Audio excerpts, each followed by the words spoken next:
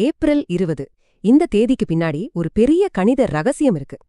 April 20 கணித வரலாற்றுல இது ரொம்பவே ஸ்பெஷலான ஒரு நாள். அது ஏன் பார்க்கலாமா? நம்ப முடியுதா? இதே ஒரு நாள்ல பல நூற்றாண்டுகள்ல பெரிய பெரிய மேதைகள் உலகத்தையே மாத்திருக்காங்க. நீங்க யோசிச்சிருக்கீங்களா கூகுள் மேப்ஸ் எப்படி கரெக்டா வேகமான வழிய கண்டுபிடிக்குதுன்னு? இந்த கேள்விக்கான பதில் ஏப்ரல் 20, 1882ல பிறந்த ஆண்ட்ரே செயின்ட் லாகோ கிட்ட இருந்து தான் தொடங்குது. அவர்தான் கிராஃப் தியோரின்னு ஒரு புதிய ஐடியாவை பத்தி முதல் புத்தகத்தையே எழுதினாரு. அதனால தான் ஃபேஸ்புக்ல இருக்கிற ஒவ்வொரு ஃப்ரெண்ட்ஷிப்பும் ஒரு பெரிய கணக்கு படத்துல ஒரு கோடுதான்னு சொல்றோம். சரி, அதே ஏப்ரல் 20 தான். ஆனா இப்ப நாம கொஞ்சம் வருஷங்களை தாண்டி போறோம். பாருங்க, ஒரே தேதி, ஆனா எவ்ளோ கதைகள். அந்த காலத்துல பெரிய பெரிய கம்ப்யூட்டர்ஸ் இருந்துச்சு. ஆனா அதுங்களுக்கு எப்படி யோசிக்க கத்துக் கொடுத்தோம்? அதுக்கு பதில் ஏப்ரல் 20, 2006ல மறைஞ்ச கேட்லீன் மெக்னல்டி ஆண்டனெல்லிங்கிற ஒருத்தர்கிட்ட இருக்கு. அவங்கதான் ENIAC கம்ப்யூட்டரோட முதல் புரோகிராமர்கள ஒருத்தர்.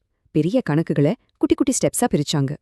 இதனால ஒன்னு ப்ரூவ் ஆச்சு, நம்ம போன்ல இருக்க ஒவ்வொரு ஆப்புக்கும் பின்னாடி ஒரு மனுஷ மூளை இருக்கு. அதே தேதி, ஆனா வேறொரு கதை, வேற நாடு. இதை விட பெரிய ஐடியா. வாங்க அடுத்த ஆளை பார்க்கலாம். இயற்கையில இருக்கிற அழகான பேட்டர்ன்ஸ கவனிச்சிருக்கீங்களா? பனித்துளி, சிப்பி மாதிரி. இதுக்கு பின்னாடி இருக்கிற கணக்கு ஏப்ரல் 20, 1940ல பிறந்த ஜார்ஜ் ஆஸ்டர் மூலமா நமக்கு தெரிய வந்தது. அவர் ஒரு பயாலஜிஸ்டோட கணக்கு வாத்தியார் மாதிரி இயற்கையோட டிசைன்ஸ்க்கு பின்னாடி இருக்கிற ரகசிய ரூல்ஸ கண்டுபிடிச்சார். ஒரு சிறுத்தையோட புள்ளிகளை உருவாக்குற அதே கணக்கு நம்ம செல்களுக்குள்ளேயும் ஒளிஞ்சிருந்தா எப்படி இருக்கும்னு யோசிங்க. அப்போ இவங்க 3 பேருக்கும் என்ன சம்பந்தம்? ஒரு நெட்வொர்க் டிசைனர், ஒரு புரோகிராமர், ஒரு பயாலஜிஸ்ட். இவங்க எல்லாருமே வெவ்வேறு காலத்துல இருந்தாலும் ஒரே ஒரு கேள்வியை தான் கேட்டாங்க. சுத்தி இருக்கிற குழப்பத்துக்குள்ள ஒளிஞ்சிருக்கிற பேட்டர்ன் என்ன? இதுதான் அவங்க கேள்வி.